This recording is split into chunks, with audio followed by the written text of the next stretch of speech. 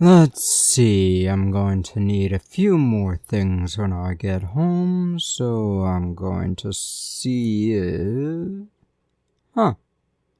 Neat! What did you find? I found out that I can get stuff delivered in my timeline from the 42nd millennium.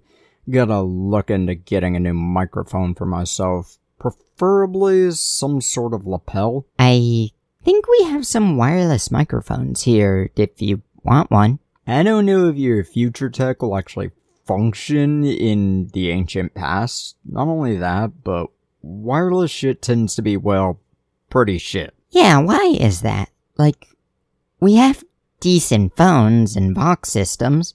Why are wireless microphones always absolute trash? I honestly couldn't tell you. I think it has something to do with the recording system itself.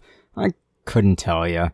I grew up around projectors, not with a whole lot of radio stuff, actually. Didn't you go to music school? Not exactly. I went to Full Sail University for a very short time, but the online school system was just totally trash.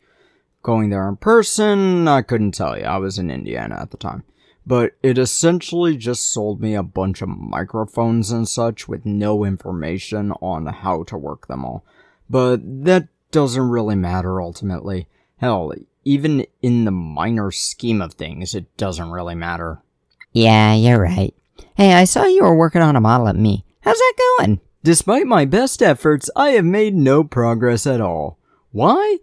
Because I am covering for people who've died in our long time in this realm of real space. Seriously, there's a non-zero chance that this ship will become derelict if I don't get home. Oh. Are you at least gonna make me look good?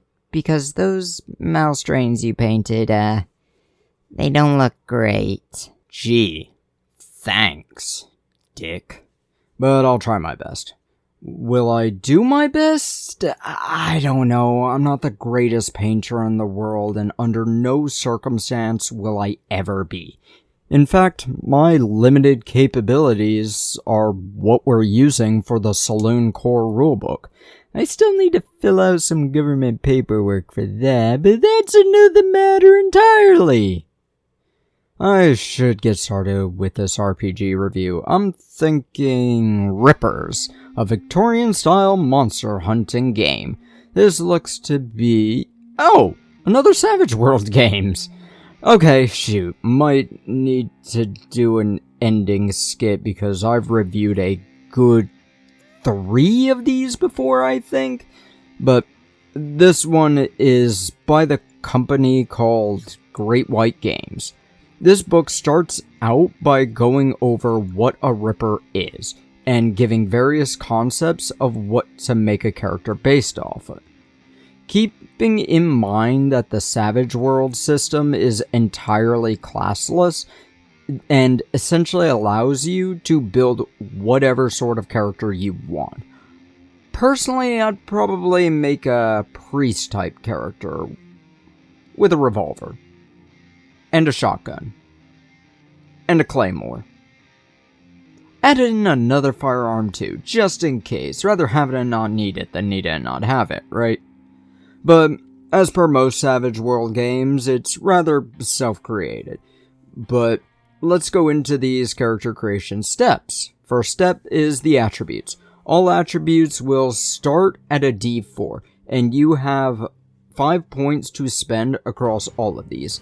Each point will bring the die size up by 1, with 5 stats to bring up. So everything could be at a D6 if you wanted. Now keep in mind that nothing can be brought above a D12. These attributes are as follows in alphabetical order: agility, smarts, spirit, strength, and vigor. Each of these I think I went over in my other 2 Savage Worlds reviews, but they can be fairly obvious to what they mean. So next we go into skills. You'll get 15 points to put into skills to spend wherever you want, but you can only bring something up to the same level as the associated attribute. It costs 2 points to bring a skill above that though. The skills available, this book says, are the ones available in the Savage Worlds core rulebook, and characters with an arcane background also have access to a special Arcane Ripper skill, which will be either Faith, Psionics, Spellcasting, or Weird Science.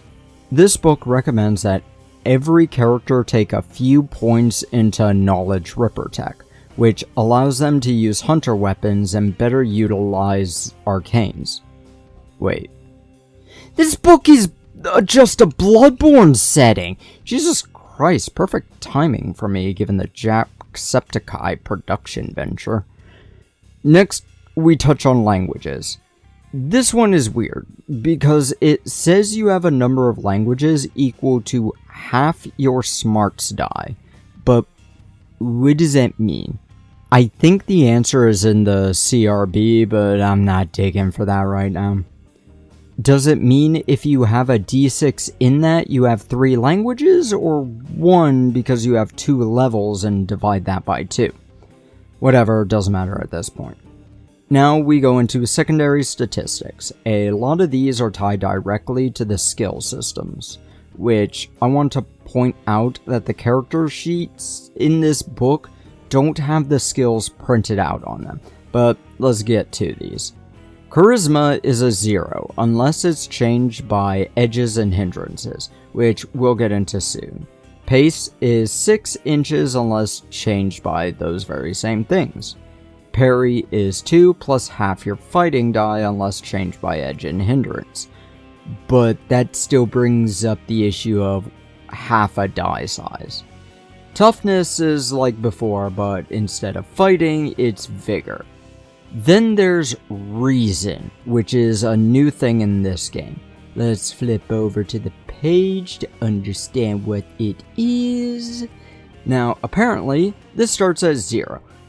But it's representative of their grip on reality. The reason is essentially BloodBorne's insight. If you ever roll a 1 on Ripper Tech or Fright tables, you'll reduce your reason by 1, which will affect your spirit-based rolls. If you have no implants, your reason can't go below 0, but implants are powerful tools of the trade in this game. Now we go into special abilities. You can take 2 points worth of hindrances, which will give you that many points to buy more edges with, and you'll get 1 edge for free, plus whatever you get with those points. Now, say you only want 1 edge. Well, you can instead take an extra 5 British pounds because this game takes place in London. Wait, wasn't there a PS1 game that... Nightmare Creatures. Man, this was a trash but fun game. Next is status, which is more tied to your ranking, so societal status. You default with a 5, but that can change by a lot of stuff, not just edges and hindrances, but also choices you make too. Now, I know I said I recommend taking hindrances in the Savage Worlds core system review, but this one, I beg you to take them. You're playing a tabletop BloodBorne. You should fear the old blood. Now, there's possessions and background. Background is something you'll want to look into, but for possessions, you'll get 5 quid and whatever clothes are fitting for your status as a character. The fiver is equal to 500 bucks in the core system. You get yourself a trick blade and some armor and whatever else you'll need. This took a lot longer than I thought it would, but that's essentially all I can say. BloodBorne is a favorite video game of mine, and I adore the Savage Worlds system. So to ease complexity, I'm going to give this RPG the same score I gave the Savage Worlds core rulebook. Am I going to look into what I gave it? No! Why not? Because I'm lazy. Shove off.